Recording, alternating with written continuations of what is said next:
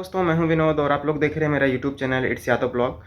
दोस्तों अभी मार्च का महीना स्टार्ट हो चुका है और मार्च के महीने में यहाँ पे एंड में स्टार्ट होने वाला है रमज़ान। तो रमज़ान के महीने में मैं आप लोगों को कुछ चीज़ें ऐसी बताऊंगा जो आप लोगों को खासकर ध्यान रखनी है। अगर आप कुवैत में हैं या किसी गल्फ़ कंट्री में हैं तो आपको रमज़ान के महीने में वो चीज़ ध्यान रखना है और उस चीज़ को फॉलो करना है। यहाँ का वो रूल है, तो वो क्या-क्या रूल हैं, क्या-क्या चीज़ें हैं जो हमको यहाँ पे फॉलो करना है। तो उस चीज़ों को मैं आप लोगों को इस ब्लॉग में आपको इस वीडियो में पूरी चीज़ें आप लोगों को बताऊँगा। तो वीडियो को स्टार्ट करने से पहले आप लोगों से रिक्वेस्ट है, जो लोग चैनल पे नए हैं चैनल को मेरे सब्सक्राइब कर लीजिए और वीडियो अच्छा लगे तो लाइक कीजिएगा और दोस्तों के साथ भी अपने शेयर कीजिएगा। तो चलिए वीडियो को स्टार्ट करते हैं। सबसे पहली चीज़ तो ये है कि अगर आप रमज़ान के महीने में कुवैत में हैं या किसी गल्फ़ कंट्री में हैं तो आपको बाहर रोड पर या बाहर किसी जगह पे भी खाना-पीना अलाउड नहीं है। क्योंकि रमज़ान के महीने में जो मुस्लिम लोग होते हैं वो लोग उनका रोज़ा रहता है, तो वो लोग दिन में कुछ भी नहीं खाते-पीते हैं। तो इसलिए दिन के टाइम में बाहर होटल वगैरह भी सब बंद रहता है। यहाँ पे खाने-पीने का बाहर बिल्कुल भी अलाउड नहीं है। आप खुले में नहीं खा सकते हैं। अगर आपको कुछ खाना है, कुछ पीना है, तो आप अपने रूम के अंदर में खा-पी सकते हैं। लेकिन रोड पे या बाहर कहीं पे भी आपको कुछ भी खाना-पीना नहीं है। यहाँ तक कि आप चाय-पानी भी नहीं पी सकते हैं बाहर। अगर आपको ऐसे करते हुए पकड़ा जाता है, तो आपको पुलिस पकड़ के ले जा सकती है, आपके ऊपर फ़ाइन लग सकता है।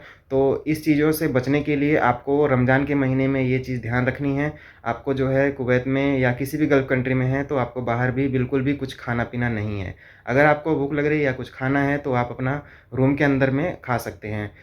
और अगर खाने-पीने का जो समय होता है यहाँ पे शाम के टाइम जब ये लोग रोज़ा खोलते हैं, तो उसके बाद होटल वगैरह भी ओपन होते हैं, तो उसके बाद आप बाहर खा सकते हैं नाइट के टाइम में। लेकिन दिन में आप बाहर कुछ भी खा-पी नहीं सकते हैं। और दोस्तों दूसरी चीज़ ये है कि रमज़ान के महीने में जो है यहाँ पे ड्यूटी का टाइम जो है कम हो जाता है। तो कंपनियों में जो है ड्यूटी टाइम बहुत कम हो जाता है, काम बहुत कम रहता है। तो छुट्टियाँ भी काफ़ी ज़्यादा होती हैं रमज़ान के महीने में, लास्ट में ईद के टाइम पे कई दिनों की छुट्टी मिल जाती है यहाँ पे। तो बहुत से लोग ऐसे हैं जो अपना कंपनी के अलावा बाहर पार्ट टाइम में जॉब करते हैं। छुट्टी के दिन जो है वो लोग बाहर जॉब करते हैं, पार्ट टाइम में काम करते हैं किसी बाहर साइट पे या कहीं पे भी बाहर काम करते हैं। तो ये चीज़ जो है यहाँ पे अलाउड नहीं है। आप जहाँ पे काम कर रहे हैं कंपनी में जो आपका वीज़ा है, उसके अलावा आप अगर कहीं बाहर काम करते हुए पकड़े जाते हैं तो भी पुलिस आपको पकड़ती है, तो आपके ऊपर फ़ाइन लग सकता है और आपको जो है फिंगर लॉक करके जो है आपको इंडिया या जिस कंट्री से आप हैं वहाँ पे आपको रिटर्न भेजा जा सकता है। तो इन सब चीज़ों से बचना चाहिए आप लोगों को। आप जहाँ पे काम कर रहे हैं, जिस चीज़ का आपका वीज़ा है, सिर्फ़ वहीं पे काम कीजिए। और पार्ट टाइम में अगर आप कहीं पे काम कर रहे हैं, तो आपको प्रॉब्लम हो सकती है। यहाँ पे ये इल्लीगल है, अलाउड नहीं है ऐसे यहाँ पे बाहर काम करना। तो ऐसा जो है काफ़ी लोग पकड़े गए हैं, यहाँ पे चेकिंग वगैरह रमज़ान के टाइम में काफ़ी ज़्यादा होती है। इस टाइम में काफ़ी ज़्यादा चेकिंग हो रही है। बहुत से लोग ऐसे पकड़े गए हैं, जो अपने कंपनी के अलावा बाहर काम कर रहे हैं, पार्ट टाइम में जॉब करते हैं।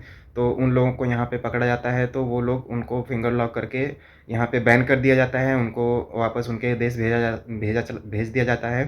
तो इससे आपका ही नुकसान है, ऐसा आप लोग ना करें।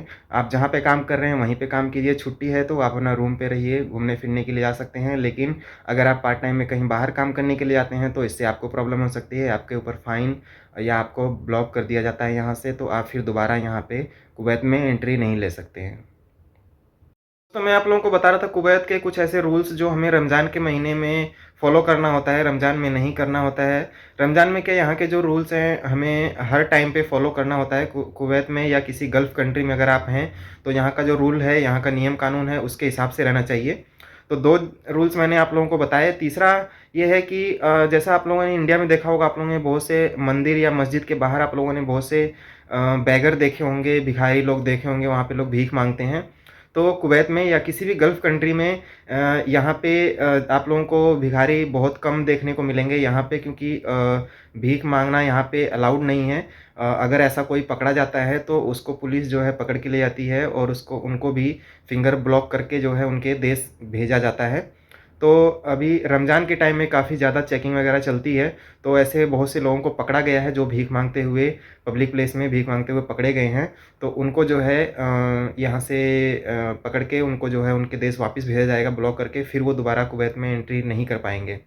तो ऐसा करने से आप लोगों को बचना चाहिए। और दोस्तों कुवैत में या और गल्फ़ कंट्रियों में ऐसा होता है, बहुत से लोग जो है रमज़ान के टाइम में डोनेशन माँगते हैं। जो अपार्टमेंट होते हैं, बिल्डिंग वगैरह होती है, वहाँ पे अकोमोडेशन में बहुत से लोग ऐसे हैं जो वहाँ पे आते हैं और रमज़ान के नाम पे जो है वो लोग डोनेशन माँगते हैं। तो उन लोगों को भी जो है इन चीज़ों से सावधान रहना चाहिए। ये चीज़ यहाँ पे इल्लीगल है और ऐसा करता हुआ कोई पकड़ा जाता है तो उनको यहाँ पे जो है पुलिस पकड़ के ले जाती है और उनको जो है बैन कर दिया जाता है यहाँ पे कुवैत में एंट्री लेने से। तो ये सब कुछ चीज़ें जो थी मैंने आप लोगों को बताई, ये अगर आप कुवैत में हैं या किसी भी गल्फ़ कंट्री में हैं, ये वो यहाँ का जो है रूल होता है, तो आपको यहाँ पे उसको फ़ॉलो करना है और इल्लीगल काम करने से आप लोगों को यहाँ पे बचना है। अगर आप जिस भी काम में आ रहे हैं, वही काम कीजिए। इधर-उधर आपको काम करने से कोई फ़ायदा नहीं है और इससे आपको ही प्रॉब्लम हो सकती है। आपको आपके देश भेजा जा सकता है अगर आप कोई इल्लीगल काम करते हुए पकड़े जाते हैं तो। तो इन सब चीज़ों से आप बचें और सतर्क रहें। और आप लोगों से बस यही इन्फॉर्मेशन देना था।